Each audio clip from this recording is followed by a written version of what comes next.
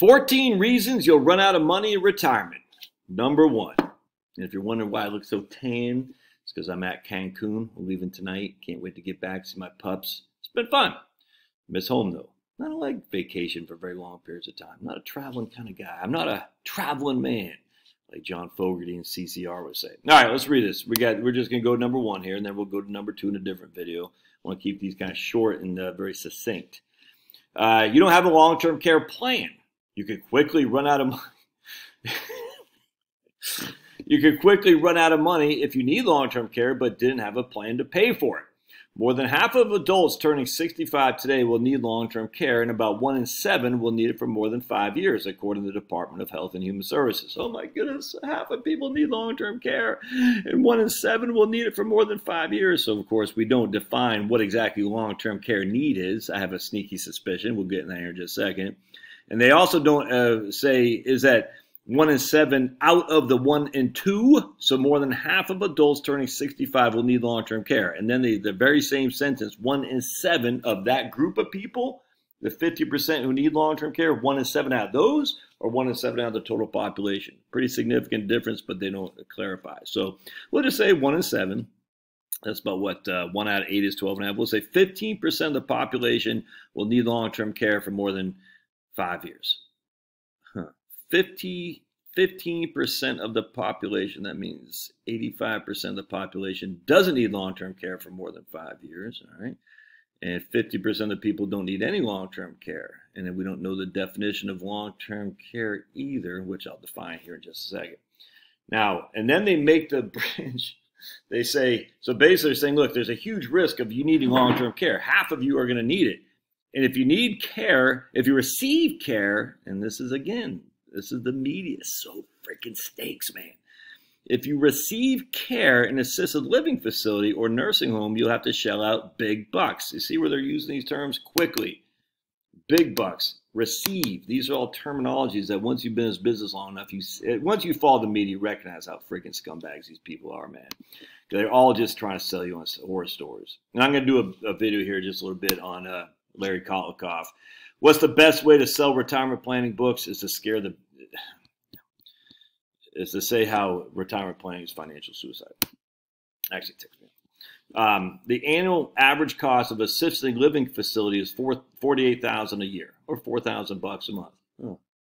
The average annual cost, all right? And so what do we know about averages? They skew to the people who spend the most. All right, that's in fact my man Dougie B. Fresh. I think he's from Indiana. Just posted that his dad is in an assisted living facility. It's 60% of that average annual cost. Now it's in Indiana. All right, so his dad isn't paying $48,000, paying 60% of that. Whatever, I can't do that in my head.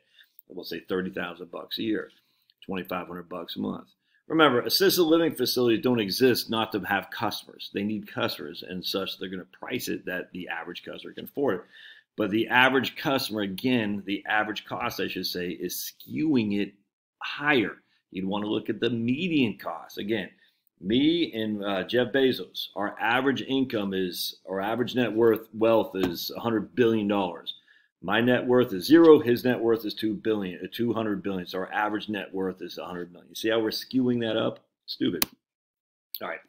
If you received care in an assisted living facility, it's $4,000 a month. All right, well, how do you pay for that? You sell your house, you still got your Social Security benefit of $2,500 a month coming in. Plus, you sell your house for $200,000. That's an extra $1,500 a month. All you need. So basically, if it's costing you $4,000 a month, you got your Social Security at $2,500 a month. You sell your house, you get $1,500 a month from the proceeds of your house. So that's not that big of a deal. $1,500 is $18,000 a year. If you have your house sold for $200,000, that means you're making that's a 9% distribution rate off your $200,000. All right, you're not going to be there for 5 years most likely, so you're going to be just fine. The whole thing's just stupid.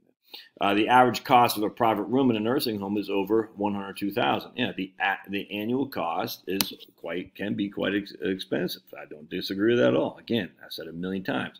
I've had clients who are spending $6,000, $7,000 a month in a skilled care facility. They weren't spending it for over 5 years. Some are, very few are, but there are some, I grant you, 100%. But the vast majority aren't. So to say I need $102,000 a year for some elaborate expense that isn't going to happen, and say you could run out of money if you don't. Yes, it's true. You could also run out of money if, let's see, what else could you run out of money for? Oh, if you had a stroke and didn't know who you are, you have Parkinson's disease, and your wife is out there freaking, peddling balloons at the stop sign in Cancun, Mexico. Yeah, there's all kinds of things you could run out of money if it's a pretty risky thing comes to be that doesn't happen, i.e. you could fall out of an airplane and not die, and you're going to run out of money. Yeah, that's true, 100%. You're actually not going to run out of money because you still have Social Security. All kinds of ways you could run out of money. This isn't one. It's just not. I mean, it's not relative to the fear they put in here. The number one reason you could run out of money is long-term care, is the long-term care costs. It's just fear-mongering. Again, so the annual cost of a private room in a nursing home, the annual cost, well, obviously depends on where you are, but how do you pay for that? How long are you going to be there? Well, we already just determined only 15% of the people who actually need this are going to be there for over 5 years. Now, that is for long-term care. It's not even for nursing homes. What is long-term care? Well, the insurance companies look at it as you are unable to do 2 of the 6 activities of daily living. Bathing, transferring, going to the bathroom, there's a couple other things I can't remember. The transferring is a big one. Getting up and rotating, that's called transferring. If you're unable to do that without some sort of assistance, you need long-term care. Well, assistance comes in many things. Comes in a wheelchair, comes in a cane. You might get somebody to help you. There's all kinds of different things for assistance. But just because you have long-term care need and you have it over 5 years doesn't mean you're spending $100,000 a year. I hope this makes sense. It's just the whole thing is fear-mongering 101. There are some people who spend a freaking boatload on long-term care. I'm telling you, I know for a fact there are, without question. The vast majority of us don't. Just look at the actual data. Look at the median. Look at the actual data of the people who spend any kind of significant amount of money in long-term care. The stuff is out there, my friends. In fact, you should read my book. You can retire on Social Security. I go through it, the actual data. It's so frustrating. All right, more to come. We'll see ya.